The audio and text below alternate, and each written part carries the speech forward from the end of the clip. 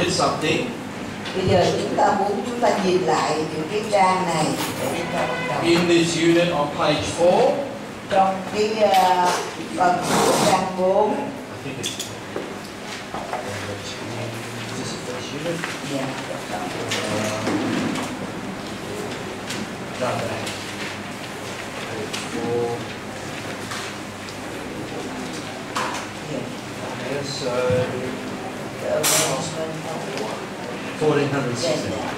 So on page 4 in the first paragraph, trong phần chương cái trang 4, trong cái đoạn đầu tiên, could you please read the first 1, 2, 3 lines, please? yeah. Ở đây chúng ta thấy trang 4, ở đây cái đoạn đầu tiên, bạn có thấy được Cựu Ước siêu nhiên như là tác phẩm của một sự nỗ lực to lớn, bởi vì tác giả siêu việt chính là Đức Chúa Trời không? Cựu Ước được thầm rượu, được hà hơi để được viết nên trong khoảng thời gian 1.600 năm. Cựu Ước bắt đầu với Môi-se ghi chép lại lịch sử của dân tộc mình vào khoảng 1.400 năm trước Chúa và ngược dòng lịch sử trở về lúc ban đầu. So some people asked about the 1600 years and the 1400 BC. Nên một số anh em đã hỏi và thắc mắc về cái khoảng năm thời gian 1.600 năm và rồi một khoảng năm về 1.400 năm trước Chúa. So if we work backwards from the year when Jesus was born, 0 here, Nên nếu bây giờ chúng ta tính ngược lại từ cái năm mà Chúa Giêsu sinh ra được kể như là năm số 0. we come backwards 400 years. Chúng ta lui lại 400 năm.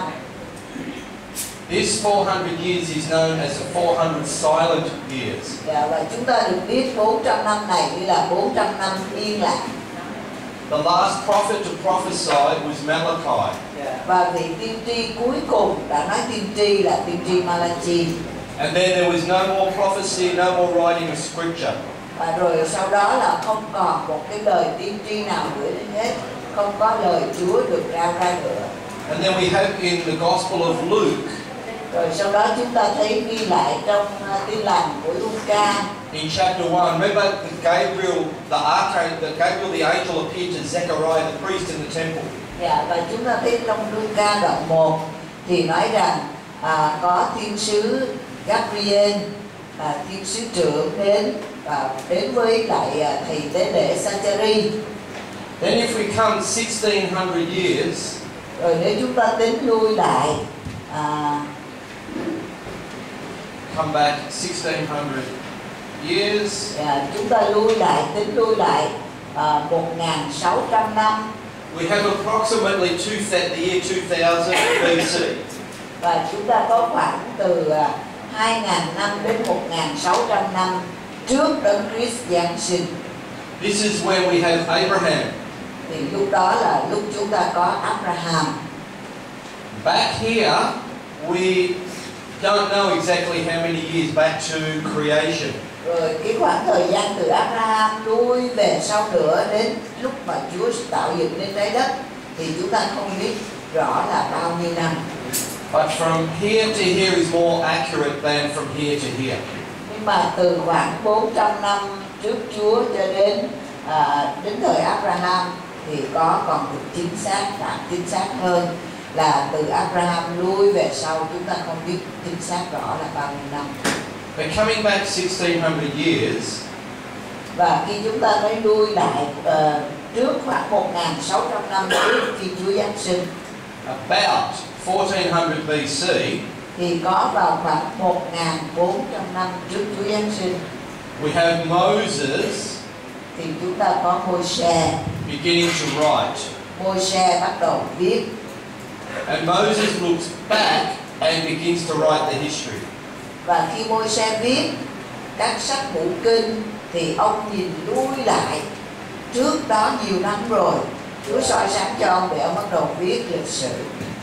So although he records this history also, we haven't got an accurate record. Nên mặc dầu Môi-se ghi lại những gì xảy ra trong khoảng thời gian trước, xa trước nữa, nhưng mà chúng ta không biết được chính xác số năm nào.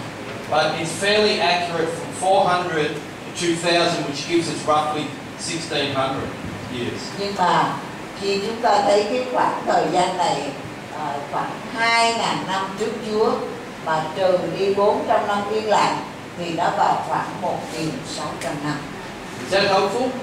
Để chúng ta có thấy rõ không ạ? Because some people will try to understand this, what do we mean by 1600, what do we mean by 1400 BC. Cho nên một số anh chị em hơi thắc mắc, hơi rối trí, không biết là khi chúng ta nói 1600 năm, rồi sau đó chúng ta lại kêu 1400 năm trước Chúa có nghĩa là gì? Thì ông vẽ ra cái sơ đồ về khoảng thời gian như vậy để chúng ta có thể. Because it's important to remember, in this 400 years, there was no writing, no prophecy, nothing. Vì cái phần rất quan trọng là chúng ta phải nhớ là cái khoảng thời gian trước khi Chúa Giáng sinh đó, trước đó là có 400 năm yên lặng, là lúc đó không có một tiên tri nào dấy lên, không có một cái lời Chúa nào được viết ra, phán ra với dân sự hết. And in this time there was a war between Syria and Egypt. Và lúc bây giờ có chiến tranh ở giữa Syria và Egypto. And Israel got caught up in this war. Và Israel cũng bị mắc ở trong cái cuộc chiến này nữa. So when we say we go back approximately 1600 years, Abraham was the beginning of the nation of Israel. Và khi chúng ta nói rằng chúng ta trở lui về khoảng 1600 năm, thì lúc bây giờ Abraham là bắt đầu cái lịch sử của dân Israel. Because remember, from him came Isaac, Jacob, and then his name was changed to Israel. Và chúng ta nhớ rằng tên của con của Abraham là Isaac, Jacob, rồi Jacob sau đó được gặp gỡ Chúa và ông được đổi tên là Israel. So what we need to remember is the Jewish calendar was about 360 days. Nên chúng ta phải biết cái lịch của người Do Thái nó khác chúng ta, là cái lịch của họ là khoảng 360 ngày. They went by the lunar cycle, the moon. Và họ tính theo cái mặt trăng, nó xoay vòng như thế nào. So the lunar cycle was a cycle of the harvest, of agriculture. Nên chúng ta thấy cái quay vòng của mặt trăng đó, họ tính theo cái mùa gặt như thế nào, rồi họ tính ra ngày mùa gặt, họ cứ tính cái ngày mà chúng ta kêu gần ngày tính theo ngày âm á, tính theo cái âm lịch. Whereas our calendar is 365 days, and occasionally we have a leap year. Every 4 years. Every 4 years we have a leap year, we add an extra day. Và chúng ta tính theo dương lịch đó, thì chúng ta thấy một năm là có 365 ngày. Và rồi cứ mỗi lần sau 4 năm lại cộng thêm một ngày. Cái lịch của người Do Thái là có 360 ngày. Every 4 years, February doesn't have 28 days, it has 29 days. Cho nên cứ sau mỗi một cái 4 năm thì tháng 2 không còn là có 28 ngày nữa mà lại có 29 ngày. Cứ sau 4 năm thì. But the Jewish calendar was about 360. So over 100 years, you lose 50 days. Cho nên lịch của người Do Thái chỉ có 360 ngày thôi. Cho nên nếu các bạn tính qua nhiều trăm năm thì các bạn có thể mất 50 ngày. Compared to our calendar. So với cái lịch của chúng ta. So that's why we say approximate, because it's not exact. Vì vậy nên chúng ta chỉ nói là khoảng như vậy thôi, chứ chúng ta không thể nói là chính xác. Often we forget about this 400 years. Và thường là khi tính chúng ta hay quên cái 400 năm yên lặng. A lot was happening in the world and in Israel, but God just wasn't speaking through the prophets. Và lúc đó có rất nhiều việc đang xảy ra ở trên thế giới và ở giữa vòng dân Israel, nhưng mà trong suốt 400 năm đó Chúa không phán lời. 400 năm yên lặng. So, for example, we say 2,000 years. Some people will even say 2,100 years because they're talking about approximate. Và có khi chúng ta nói là vào khoảng 200 năm, thì có người khác họ lại nói là vào khoảng 2.000 vào khoảng 2.000 năm. thì có người khác họ nói vào khoảng 2100 năm. So for here, some would say, I say 1600, some would say 1700 years from here to here. Cho nên cái khoảng từ đây tính lui về, nhưng tôi nói là 1600 năm, thì có thể có những học giả khác họ ghi là khoảng 1700 năm. But more important than the exact dates is what God was doing during these periods. Nhưng mà cái điều quan trọng hơn là những cái ngày, cái năm á, là những gì Đức Chúa Trời Ngài hành động trong giai đoạn này. It just gives you a general idea. Này, tôi trình bày mọi điều này để cho anh em có một cái nắm bắt được một cái phần chung như vậy. So for me, whether it's 2000, 2100, that's not the issue. The issue is Abraham. Nên đối với tôi vấn đề là 2000 năm hay 2100 năm không phải là vấn đề, nhưng mà vấn đề là khoảng năm đó có Abraham. And that God was speaking to Abraham and making promises to Abraham, and Abraham was the beginning of Israel. Và lúc đó là Đức Chúa Trời đã phán lời đối với Abraham, và qua ông Ngài đã lập thành dân Israel. Is that helpful? Điều đó có giúp đỡ anh chị em không ạ? Yeah. Another question someone asked. Và một câu hỏi khác nữa, có một người hỏi, if Solomon had 700 wives and 300 girlfriends, how long did he live? Có một người hỏi rằng nếu Solomon có 700 bà vợ rồi thêm 300 nàng hầu, vậy thì ông sống lâu bao nhiêu lâu? He must have lived to be 1000. Đó, ông sống được cả 1000 năm không? No, we're not sure. He died somewhere between 52 and 60 years old. Nhưng mà chúng ta không biết rõ, chúng ta chỉ biết ông sống được khoảng có 50, 52 tuổi thôi. Regardless of how old he lived, và cho dù ông sống được lâu bao lâu, that's crazy. Điều đó rất là cười. And not only that, his wives turned his heart away from God to follow their gods. Nhưng mà là các bà vợ của ông đã khiến cho lòng ông quay khỏi Chúa và thờ lạy hình tượng Ba-an. That's not good. Và thờ lạy những thần tượng của họ, và điều đó là không tốt. So, page 10. Bây giờ chúng ta mở sang trang 10. The prophets. Và đó là những sách về tiên tri. Can someone tell me what a prophet was? Bây giờ có một ai có thể nói cho tôi biết một tiên tri là người như thế nào? Tiên tri là gì? Messenger. A messenger, a spokesperson for God. Đó là một người nói thay cho Đức Chúa Trời. So God can do miracles, God can speak any way he likes. Nên Đức Chúa Trời Ngài có thể thi hành phép lạ, Ngài có thể nói qua những người nào đó, Ngài có thể làm bất cứ điều gì Ngài thích. But often he would use a person and speak through that person. Nhưng mà thường thì Ngài sẽ sử dụng một con người và Ngài phán qua con người đó. Do we remember how it's broken? Chúng ta có nhớ những sách Cựu Ước được chia làm như thế nào không? 17. Yes, 17, 5, 17. Yes, remember? 17, 5, 17. Chúng ta nhớ rồi đó, 17, 5, 17. And we have 5, 12, 5. And here? Và chúng ta có ở đây là gì? Năm 12. So the first 5 are called? Và cái sách đầu tiên gọi là gì? Major Prophet. Đại tiên tri. Why major? Tại sao gọi là đại? Vì đây là những sách viết rất dài. So, yes, and these ones are called? Sách này gọi gì? Tiểu tiên tri minor. Minor. Minor Prophet. So, they are all prophets, all speaking on behalf of God. Họ, tất cả trong họ đều là những tiên tri hết, và họ đều nói thay cho Chúa. Some spoke as they was guided by the Spirit. Một số người họ nói ra đang khi họ được sự dẫn dắt của Đức Thánh Linh. Some were given visions or dreams by the Spirit. Rồi một số người thì được Ngài ban cho khải tượng hay những giấc chiêm bao. Some were told to do like drama through the Spirit.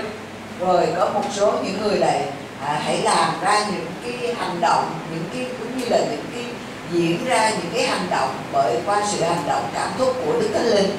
Some spoke to Israel, the north in Israel. Rồi một số người là được nói với dân Israel ở phía Bắc.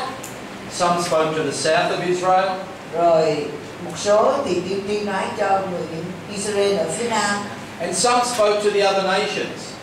Rồi một số tiên tri thì được sử dụng để nói cho các dân tộc khác. For example, like Jonah. Jonah went to Nineveh. Giống như Jonah chẳng hạn, ví dụ như Jonah thì để đi tới thành Nineveh.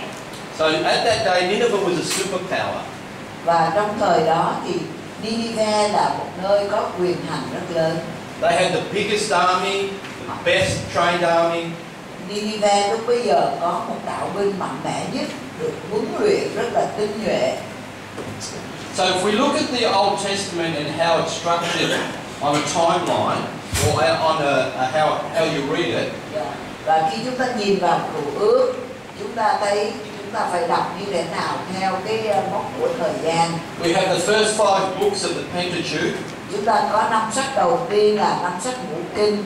We have the next 12 of history. 12 sách sau là về lịch sử. We have the next 5 of wisdom and poetry. 5 sách kế tiếp là về văn thơ và khôn ngoan. Then we have 5 major and 12 minor prophets. Sau đó chúng ta có 5 sách về đại tiên tri, 12 sách tiểu tiên tri. The problem is, Nan đề ở đây là if we read these books and these books and these to the end, nếu chúng ta đọc theo thứ tự 5 sách ngũ kinh, 12 sách lịch sử tiếp cho đến cuối cùng, we wonder what these prophets are saying. thì chúng ta thắc mắc là những tiên tri này đang nói gì. But what we need to realize is these 17 fit in here. Mà chúng ta phải nhận thức rõ là 17 tiên tri này đều phù hợp ở trong cái thời đại lịch sử này. Between Samuel and Esther. Giữa thời của Samuel và EVANGELISTIC. This is history. Đây là sách lịch sử. And these prophets were prophesying to the nation here in the history. Và những tiên tri này đang nói tiên tri trong cái giai đoạn này của lịch sử. So for example, in Isaiah chapter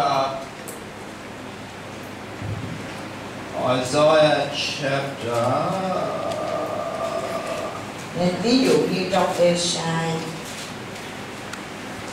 1 verse 1. Esai đoạn 1 câu 1. Could someone please read that? Xin nhờ một người đọc dùm Esai đoạn 1 câu 1.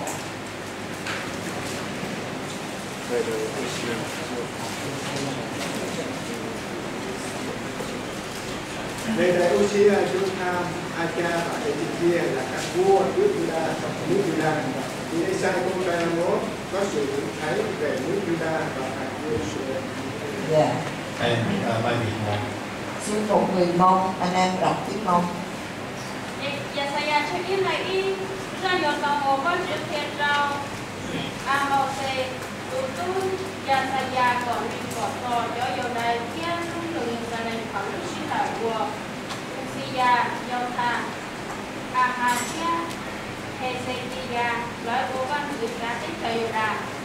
So it tells us here that Isaiah was prophesying during the days of King Uzziah, Jotham, Ahaz and Hezekiah, southern kings. Nên ở đây chúng ta thấy chỉ ra cho chúng ta thấy rằng Esai ông đã nói tiên tri về đời vua Uzziah, Jotham, Acha, Hezekiah là các vua của nước Juda thuộc về phía nam. So to understand what Isaiah was saying and why he was saying it, we need to go back here to Kings and Chronicles and read about what these kings were doing. Và để chúng ta hiểu rõ những gì Esai nói tiên tri thì chúng ta phải đọc lại sách lịch sử, các vua, sách lịch sử để xem được các vua này đang làm gì. Because that will help give us context. Vì điều đó nó sẽ giúp đưa ra chúng ta cái bối cảnh của thời bấy giờ trong khi ông nói tiên tri đó. Now, can someone please read Micah chapter 1 verse 1? Bây giờ xin nhờ một người đọc MINH đoạn 1 câu 1.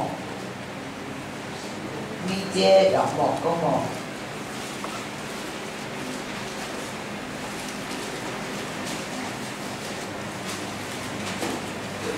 Lời của Đức Chúa Trời phán cho Mi-chê, người Ô-si-bê-sét, nhân ngày Vô-tham, A-cha, Ê-si-chia, các vua Giu-đa, là lời người thấy về Sa-ma-ri và Jerusalem. Yeah. And come on, please. Và xin đọc trong tiếng Hồng. Mi-chê sau Giô-na.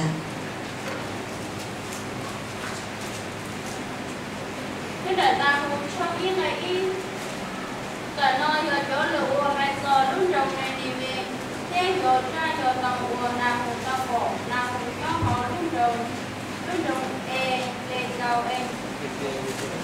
What do you notice about Isaiah verse 1 and Micah verse 1?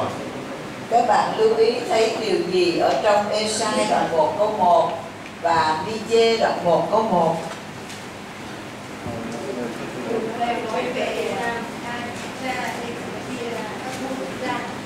Yeah, they both speak about the kings, Aja, Jotham, or the king of the Jew of the southern Israel. Exactly. So that means Micah and Isaiah probably knew each other. Và chính xác là như vậy, cả hai đều nói về các vua cùng một vua Jotham, Aja, Ezechia, các vua Judah. Nên chúng ta nói rằng hai vị tiên tri này có thể biết rõ nhau. They were bringing the message of God to the southern part of Israel. Họ đã đem những sứ điệp của Đức Chúa Trời đến cho phần phía nam của Israel, phần cho Judah. Have you ever noticed that before between these two books? Trước giờ bạn có bao giờ lưu ý thấy điểm này không? No. And you know what the problem is? Và các bạn có biết cái nan đề là gì không?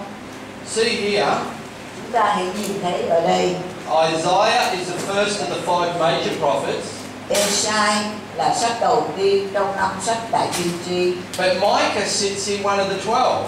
nhưng mà Mi-chê thì lại nằm ở phía sau của các sách tiểu tiên tri. So they're separated in our reading. Nên họ đã bị phân cắt ra trong khi chúng ta đọc. But if you were to read the book of Isaiah and Micah together, it gives you what God is saying to these kings.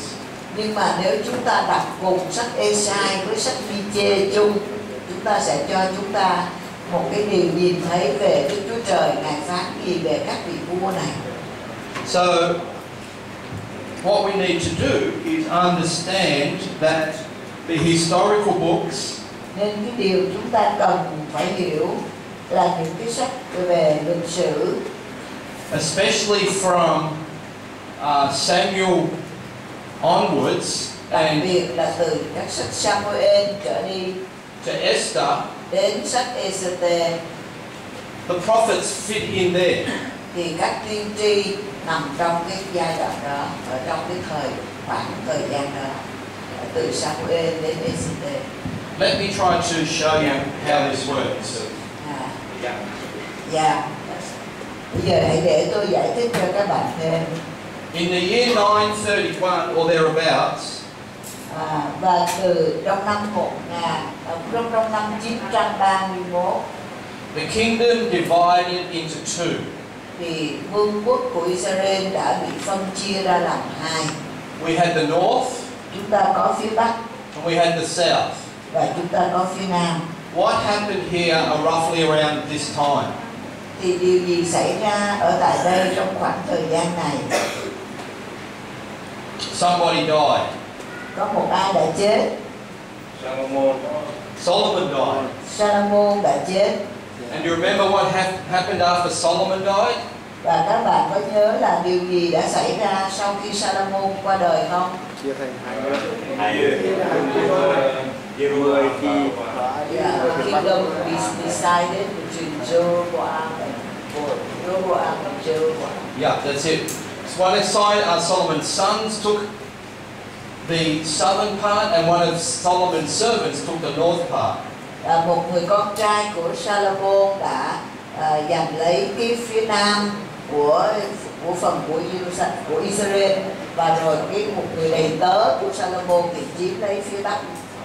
And around 722 BC, và vào khoảng 722 trước Chúa, this northern tribe was taken away into Assyria. thì những bộ tộc chi phái phía Bắc này bị bắt đi lưu đày qua Syria. But here, prophesying to the northern kingdom was Amos and Hosea.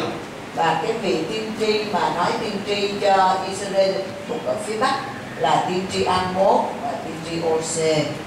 And when we read those two, we need to remember that they're not prophesying to the southern part of Israel, but to the north. Và khi chúng ta đọc những sách Amos, Ose, chúng ta phải nhận biết rõ rằng họ nói tiên tri không phải cho dân Israel ở phía Nam đâu, nhưng mà nói tiên tri cho dân chi phái Israel ở phía Bắc.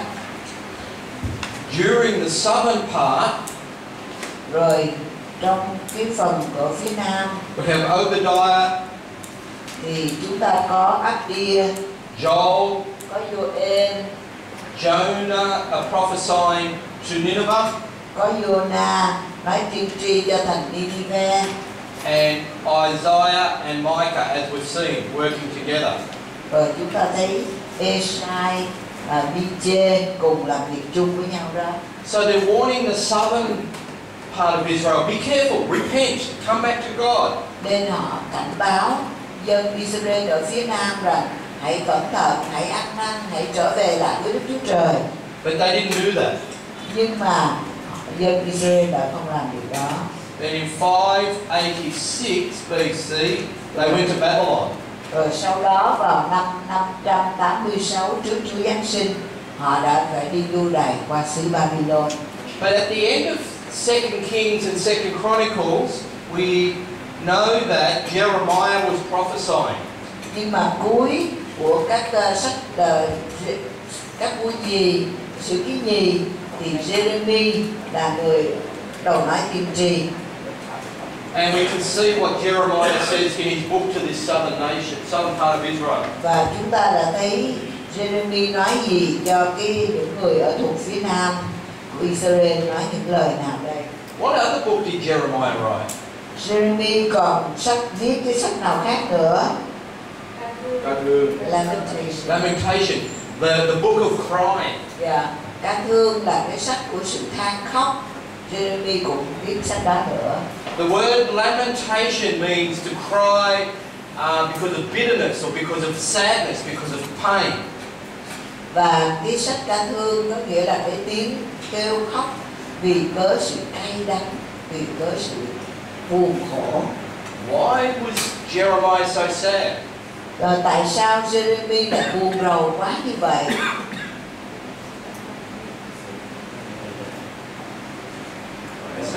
Tại sao?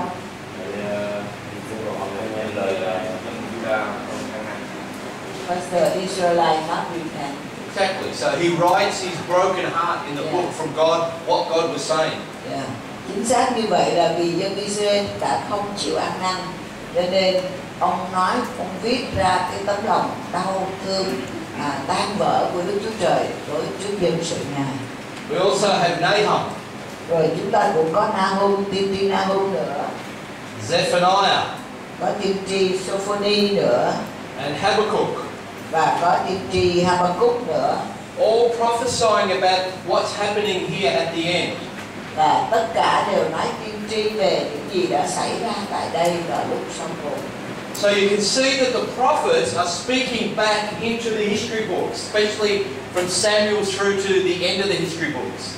Nên chúng ta thấy là tất cả các vị tiên tri này đều nói vào trong những cái sách lịch sử đó hết, đặc biệt là từ sách Samuel cho đến cuối sách cuối cùng. So what happened here when Israel went into Babylon? Nên điều gì đã xảy ra ở đây khi mà Israel bị lưu đày qua Babylon? How long were they there? Họ ở đó trong bao lâu?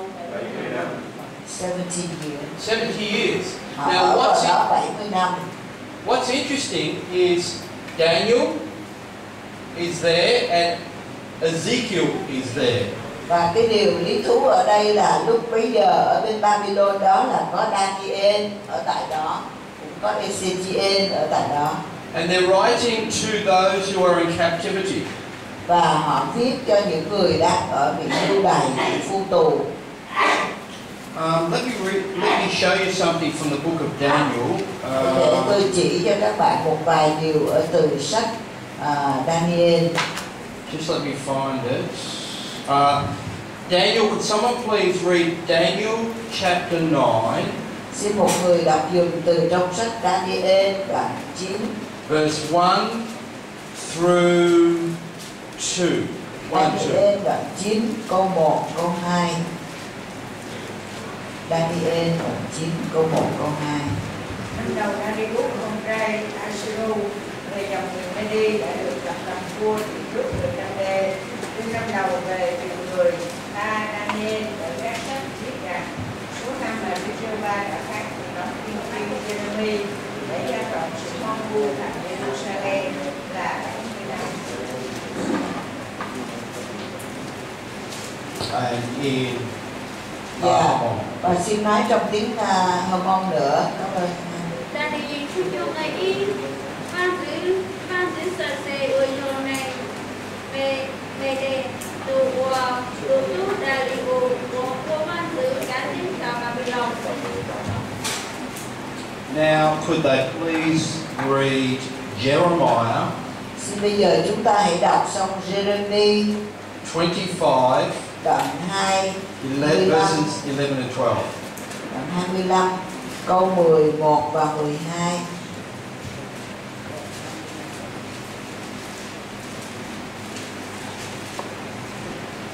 Jeremy đoạn 25, câu 11, 12. Cả đất này sẽ trở nên hoang vu vỡ lạc, các nước này sẽ phục sự vua Babylon trong 70 năm. Đức Giê-hô-va phán, khi 70 năm ấy sẽ mãn, ta sẽ phạt vua Babylon và dân người. Vì với tội ác của nó, ta sẽ phạt xứ người canh đê và biến thành một xứ hoang vu đời đời. Dạ. And Xin đọc trong tiếng Mông. Nhà mình con này gọi chuyên này gọi im một cái cỏ. Nước đây trà nói giữa của chua thiên nhau của và đây trà của nhau in thì bà của quan sự cá thích cả bà mình lòng. Đến thế trai trở sâu tỏ phát lợi của chúa trâu thì trâu chỗ này bà mình lòng. Thế lợi của quan sự thì đã tê kế sảo của chúa nước đây trà gõ của chúa ta của ít gì. And Jeremiah 29, verse 10. Và Jeremy đoạn 29 câu 10.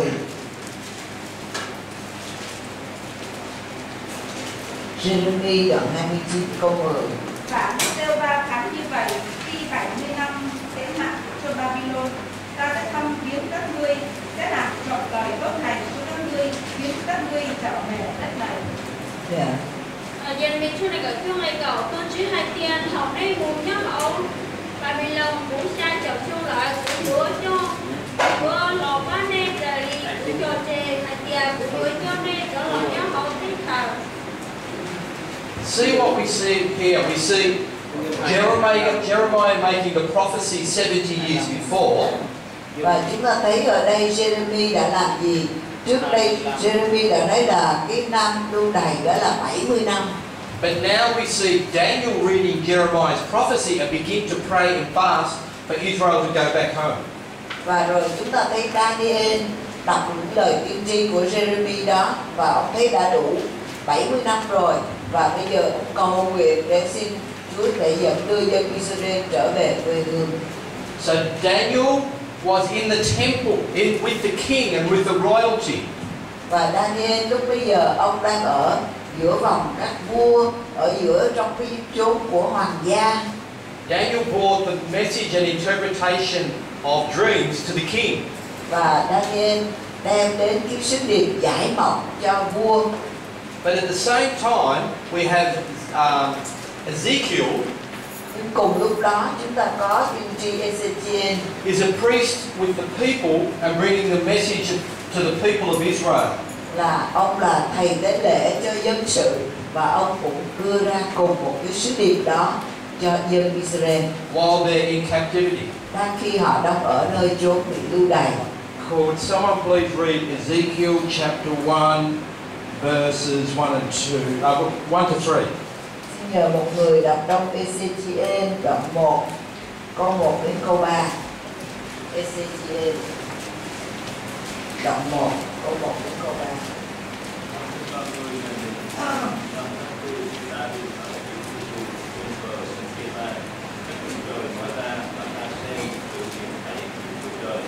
Ngày 5 tháng ấy, bây giờ là năm thứ 5 sau khi vua Jerusalem bị bắt bằng vua. Lời của Jehovah được phán tuyên từ lễ EVANGELISTIC, con trai Musi tại trong đất người Thanh Tê trên bờ sông Giê-ma. Hãy là tại đó mà ta được phán tăng. Yeah. Để Xin mời. cho ý này lúc đó thì lúc phía chi trong cái giờ uống dò một xì tụ tụ ê sẽ thành của có thang cũng cao rồi có nhiều đài của dòng đến trong một nước trong tỏ sự đê thêm mà lệ áo lúc rồi và bị lòng một lúc giả thế để của vua dò bằng cổ qua những lọt tiền ra của. Okay, so we see a couple of things here. Yeah. Nên chúng ta thấy một số điều ở đây. We notice that Ezekiel says it was the 30th year. Và chúng ta thấy ở đây ECGN nói rằng đó là vào năm thứ 30. 30th year of what? 30 năm của cái gì? Lưu đày. Captivity, very good. Đúng rồi, đấy là 30 năm bị lưu đày. So there's another 40 years to go of their captivity. Nên trong này là họ còn phải 40 năm nữa trong sự lưu đày. Bây giờ mới năm thứ 30 thôi. Notice he mentions King Jehoiakim's captivity. Và chúng ta nhớ là ông nhắc đến vua Jehoiakim ở trong cái đã bị bắt làm phu tù. Notice he talks about the river Kibar in verse 1 and verse 3. Và chúng ta lưu ý thấy là ở tại bờ sông Keba trong đất người Cade đó, ở trong câu 3. And in verse 3 it tells us it was the Chaldeans, the land of the Chaldeans or the Babylonians. Và ở đây nó là chính trong đất người Cade, đó là đất của người Babylon. Let me read you something. Hãy để tôi đọc một điều cho anh chị em. Psalm 137. Thi Thiên 130. Listen to this. Thi Thiên 130, chúng ta hãy lắng nghe phần này. By the rivers of Babylon we sat down and wept, and we remembered Zion. Tại 130 ở đây nói rằng verse 130. Psalm 137 verse 1. Thi Thiên 137 câu 1. Chúng tôi đương ngồi trên mé sông Babylon, bèn nhớ lại Siôn và khóc. Notice where this psalm was written from. Chúng ta hãy lưu ý cái thi thiên này được viết ở tại đâu? Ngay tại nơi đó. Và ở tại đâu? Xứ nào đây? Babylon. Babylon, from captivity. Đó Babylon. là lúc họ đang bị phu tù, bị lưu đày, và họ đang ở tại xứ Babylon. Họ viết cái thi thiên này. But sometimes people make the mistake of thinking all the psalms are written by King David. Nhưng mà có những người họ phạm sai lầm là họ suy nghĩ rằng tất cả thi thiên đều được viết bởi vua David hết. No, this psalm was written at the time of Daniel or Ezekiel. Không, nhưng mà thi thiên này được viết vào thời kỳ hoặc của Daniel hoặc của Ezekiel. So we have 70 years later. Nên chúng ta có 70 năm sau đó.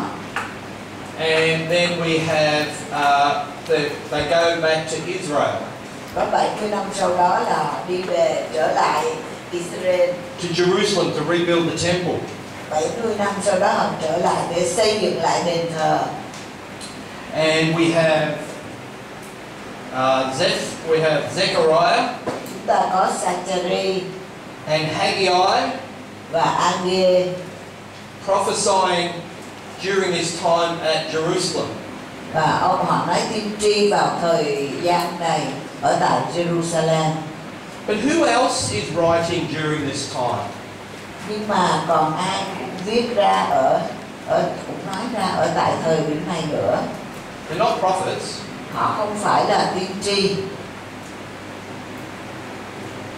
Ezra, Có Ezra và ai? Nineveh, or Nehemiah, and Ezra và Nehemi Esther is being written. và Ê-sô-tê. See how it all comes together? Chúng ta có thấy thế nào tất cả các sách tiên tri nó đi cùng với các sách khác, các sách lịch sử không? See? Yes.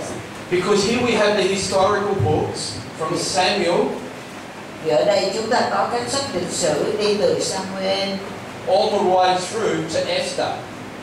xuyên suốt các sách đến sách Ê-sô-tê. But sometimes when we read the prophets, we don't understand what they're saying.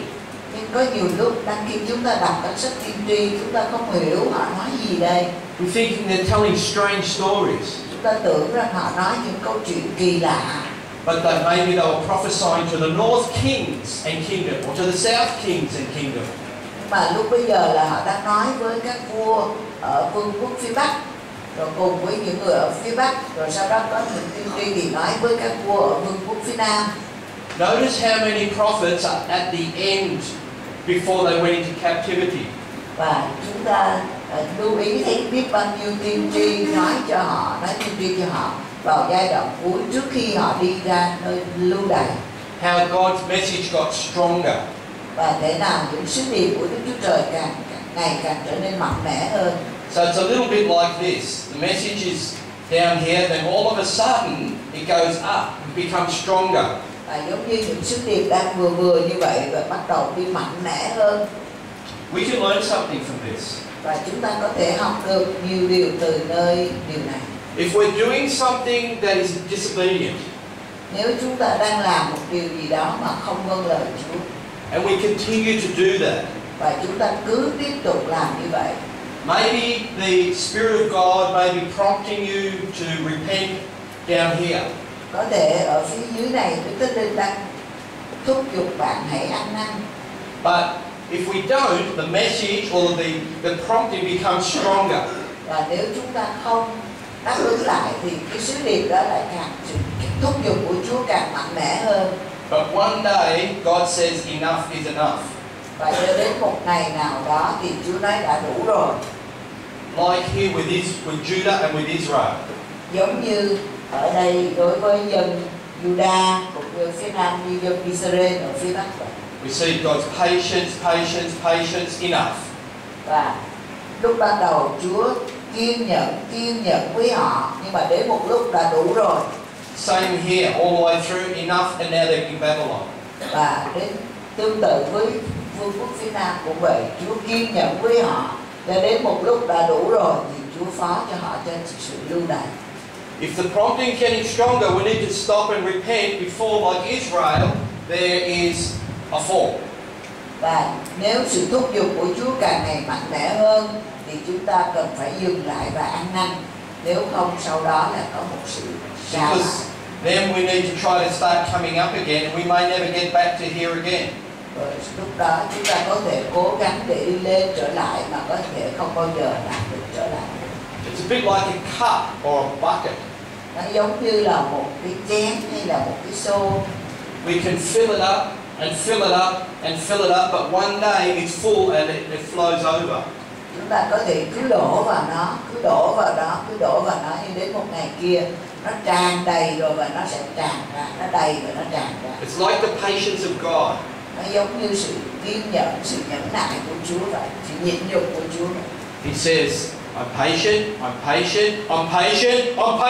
enough. Và Chúa sẽ nói là ta nhịn nhục và đủ rồi. See? 1, 2, 3, 4. Và chúng ta thấy không, ở đây có hai tiên tri, lúc này 4 tiên tri.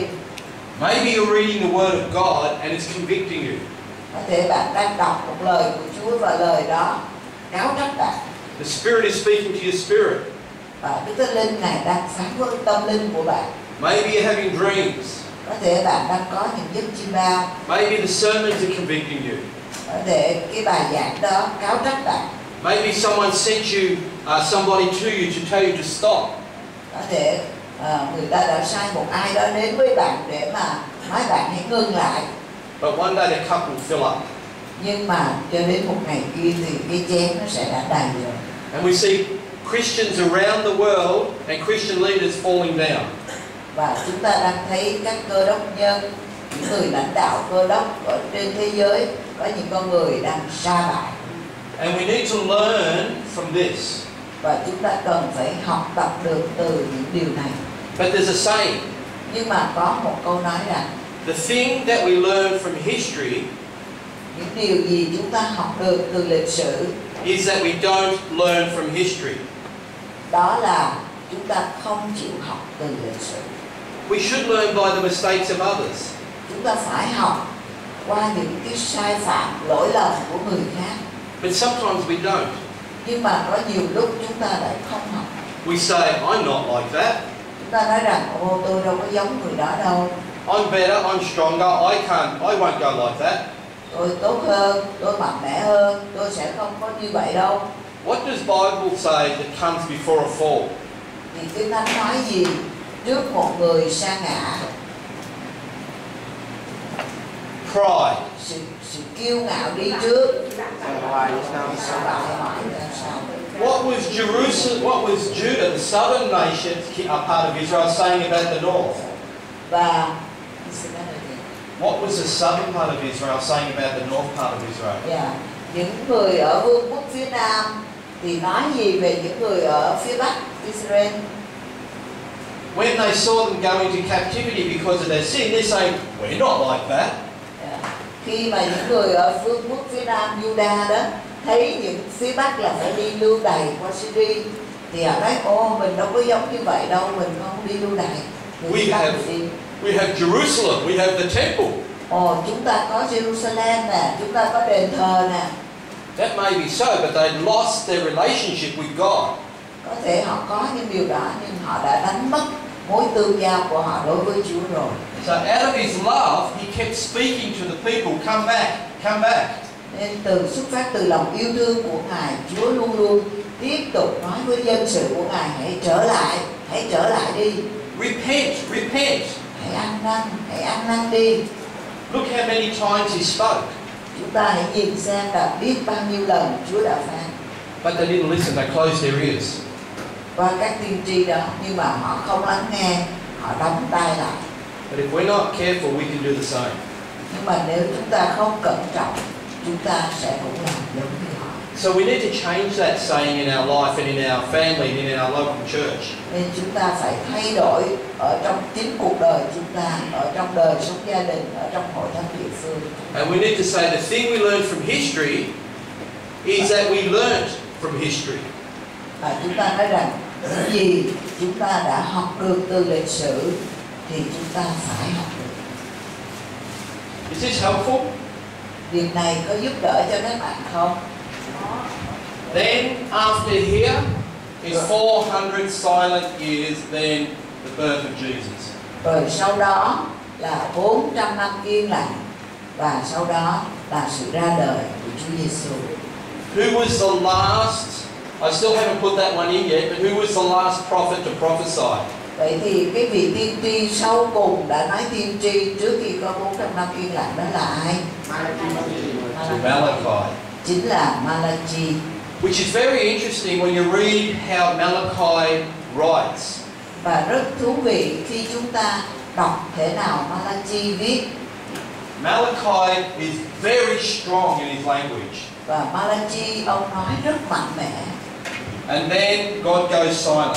Và sau đó Chúa Ngài yên lặng. Silent until the birth of Jesus. Ngài yên lặng mãi cho đến khi Chúa Giêsu được sanh ra. Can someone please read chapter 4 of Malachi? Xin nhờ một người đọc đoạn 4 của sách Malachi. And verses 4 to 6. Và câu 4 cho đến câu 6.